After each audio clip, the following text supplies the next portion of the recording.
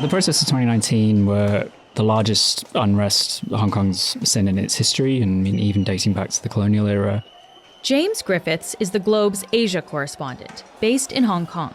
This was months of incredibly large-scale, often very violent protests, which sprang out of initially opposition to a proposed extradition bill with China, but became this much wider movement for kind of pro-democracy causes and against police brutality. Protesters were fighting pitched battles on the police, protesters throwing Molotov cocktails and being met with, non-lethal rounds and water cannon. An estimated 2 million people descended into the streets of the city during these demonstrations. The protests were eventually quashed by a 2020 national security law imposed by Beijing. Now, Hong Kong has passed another law meant to root out what it calls seditious activity. Sedition is generally understood as any speech or action that incites rebellion. But Hong Kong has taken a much wider approach to that concept than most countries. And this new law, called Article 23, got a very different reaction from the public. There was no reaction. Privately, people were very concerned and there was a lot of kind of fear about this new law, but there was no public response. There was no mass protests. The previous national security law means that mass protest is no longer allowed. Today, James is on the show to explain what's different with Article 23, how it's expected to change Hong Kong, and who's most at risk. I'm Menaka Raman-Wilms, and this is The Decibel from the Globe and Mail.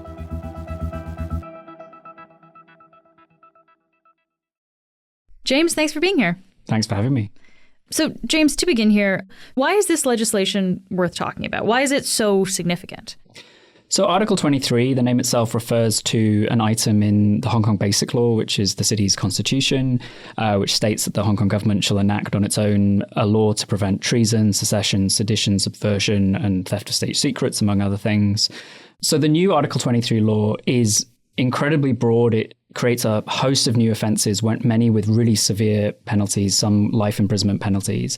And it has a scope to really affect a lot of people in Hong Kong. One of the main offences is sedition under the Act. It updates this colonial era sedition law, which has been used a lot recently, but it takes the penalty from that from 2 years to 10 years. And people have been charged with sedition for comparatively minor acts, such as chanting a pro-democracy slogan or playing a pro-democracy anthem. Yeah, okay, so because a lot of countries have laws against sedition, right? But it sounds like this one in particular is much more extreme than a lot of other countries would have. Absolutely. And the Hong Kong government has pointed to other countries' laws, including Canada's own national security legislation, to say that, look, we're not doing anything that's different from other countries. But the fact of the matter remains that you just wouldn't be prosecuted for a lot of these offences in most Western democracies. You could not imagine someone being brought up on sedition charges in Canada for chanting a 6-word slogan, which I can't repeat because that would be against the law. That couldn't happen, both because I think a judge would throw it out point blank, and then there would be constitutional protections for free speech, which would kick in. And the same when they talk about national security legislation in various European countries. Yes, that legislation might be quite strict on paper, but it is subject to the European Convention on Human Rights and subject to other protections. Whereas ultimately, Hong Kong courts have already interpreted national security legislation very broadly. And even if they don't, if they are narrower or more liberal than the Hong Kong government likes, these cases can ultimately be appealed to Beijing, and Beijing can decide how they should be interpreted. I just want to quickly clarify, James. Article 23 is a section of Hong Kong's constitution called the Basic Law.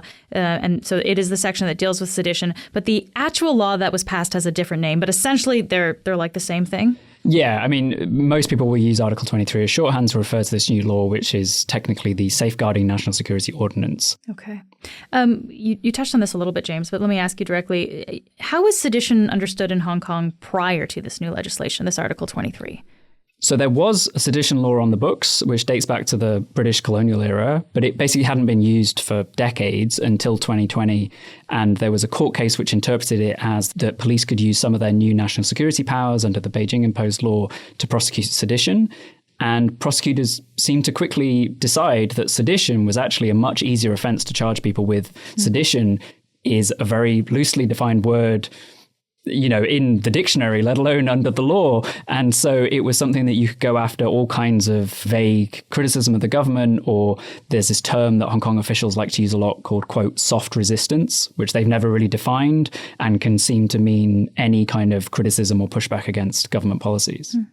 And so how different is Article 23 from the national security law, the one that was passed in 2020? In practice, the national security law has changed Hong Kong society dramatically, and it has had this huge sweeping effect. It's essentially dismantled the opposition movement, the pro-democracy movement. But if you're an individual person, even if you're someone with very kind of anti-government views, it was relatively easy to avoid prosecution under the national security law. It was something that could be understood to be targeting kind of high-profile activists and things like that. Article 23 is much broader in scope. The government says it's filling these, quote, loopholes in the law, but it massively expands the type of national security offence that one could be charged with.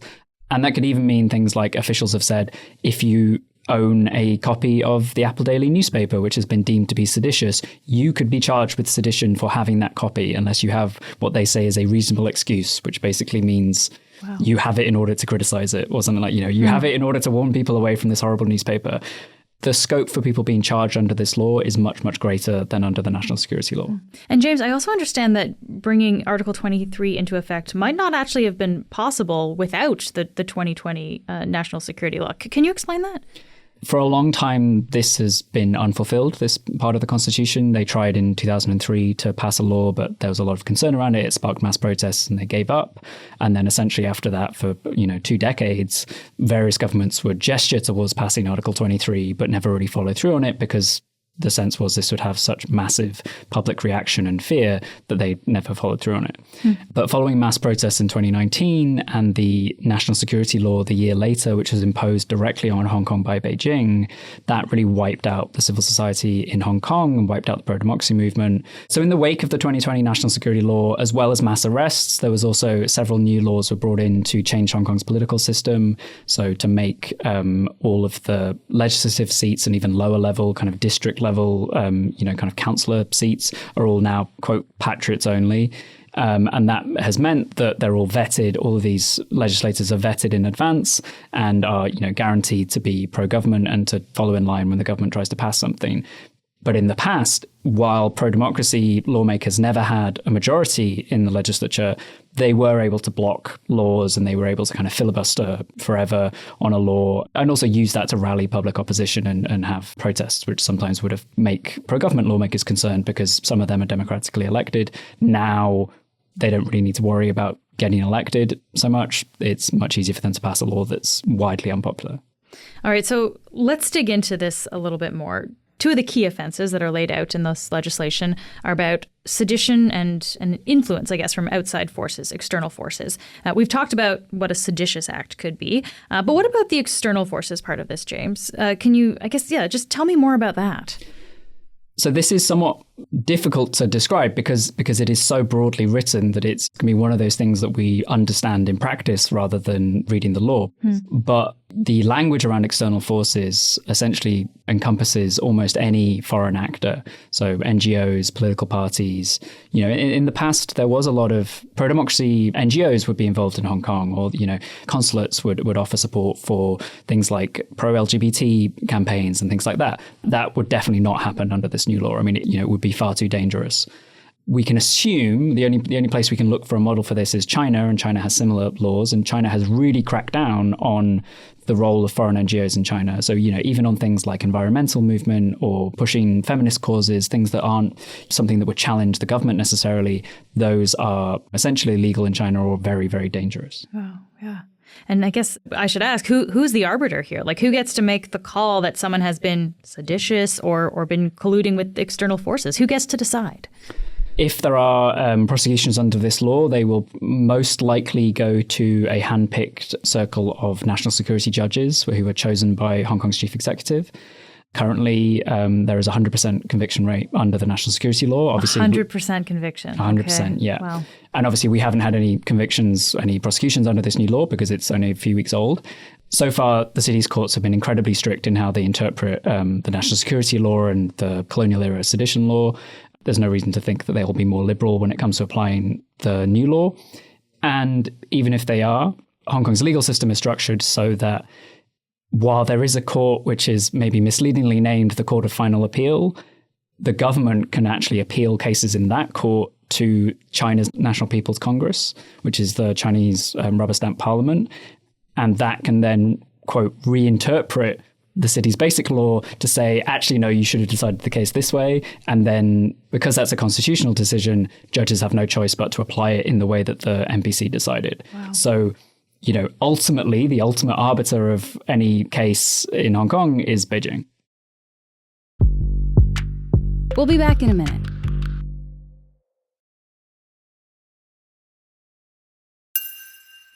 So, James, we've talked about Article 23 kind of in the individual sense for individual acts, but the media is also really worried here, too. Why are journalists worried?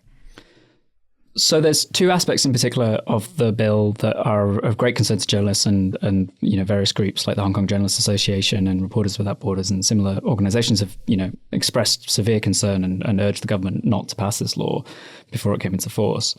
And those are around, firstly, state secrets, because the language around state secrets is very broad. It's very similar to China, where state secrets legislation has been used to prosecute journalists in the past for sharing, say, a secret speech that was given by a, politician. The other concerns are potentially some of the language around sedition could be applied to when you're quoting someone, especially, say, an overseas critic of the Hong Kong government, because there's a lot of prominent Hong Kong activists who are now in exile, some of whom are fugitives from the Hong Kong government. And then finally, for foreign media or for media that gets funding or support from overseas, obviously the external forces language comes into effect. So Radio Free Asia, which receives money indirectly from the US government, they quit Hong Kong before the law even came into force because they'd already been singled out by Hong Kong officials as an external force, and the writing was on the wall for them. Were they to stay, it was very likely that they might have been prosecuted, and so they've left Hong Kong. They've mostly moved to Taiwan. And I guess what could happen to a journalist if they're found to have contravened these laws? I mean, some of the worst offences have life in prison. I think it's probably less likely that a journalist would be charged with that type of offence. But, a sedition offence comes with up to 10 years. State secrets can be years in prison. And any offence where a defendant is found to have acted in collusion with an external force adds about 3 to 4 years to the conviction. So if Radio Free Asia had stayed in Hong Kong and they were found to have been seditious and acting with an external force because of their funding from the US government, that could have been 13, 14 years in prison for that person. Wow. Do we have a sense, are there some journalists who are, I guess, more at risk than others? It's hard to know because on one hand, obviously, the law is very concerning. And we can look at how China has prosecuted journalists in the past. On the other, the Hong Kong government does insist that, quote, legitimate reporters have nothing to fear. Particularly, there will be concern for people that work for, say, a public funded broadcaster from another country. So things like the BBC, the CBC doesn't have a presence in Hong Kong, but, that type of organization, because, there obviously is a link through your funding to a foreign government. So government funded media. Then. Yeah. For a privately funded media organization like, say, the Globe and Mail, we would hope that would never be defined as an external force. But again, we don't really know, and it is concerning. I mean, James, can I ask, you're based in Hong Kong, obviously. How are you feeling about all of that? I was often asked that question when the national security law came into force and would kind of confidently say, while this had a huge effect on Hong Kong, it didn't really affect me per se. That this was something that was, particularly as a foreign journalist in Hong Kong, was relatively easy to navigate. I never was concerned about anything that I published would be in contravention of the national security law. Article 23 will be more difficult to navigate. You can't get away from that. The language is so much broader. The offences are kind of so much more varied and numerous. I don't want to kind of sound kind of arrogant and narcissistic enough to be like, this, that I will be kind of particularly at risk, and particularly definitely not compared to friends and colleagues in the Hong Kong media. But at the same time, I do think foreign media, myself included, are much more at risk than we were, in February before this law came into force. That's just, you can't get away from that. While we're talking here, I want to ask you about the trial of Jimmy Lai. This is, of course, a big national security trial happening in Hong Kong. This is a newspaper publisher, Jimmy Lai, who is on trial for breaking the 2020 law. James, I guess, how does this play into the context of Article 23? Well, as well as being charged under the national security law, Jimmy Lai is facing charges of sedition under the colonial era legislation. So the decision in that case, which his lawyers believe is predetermined and think that, there's no way that he'll possibly win this case, the decision in that case will have an effect on how Article 23 is applied, because it will be another piece of sedition case law.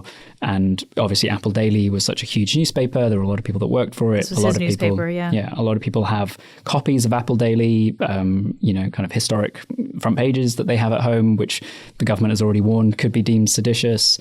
Another thing we've learned from the Jimmy Lai trial and some other national security trials as well is the degree to which these laws can be applied retroactively.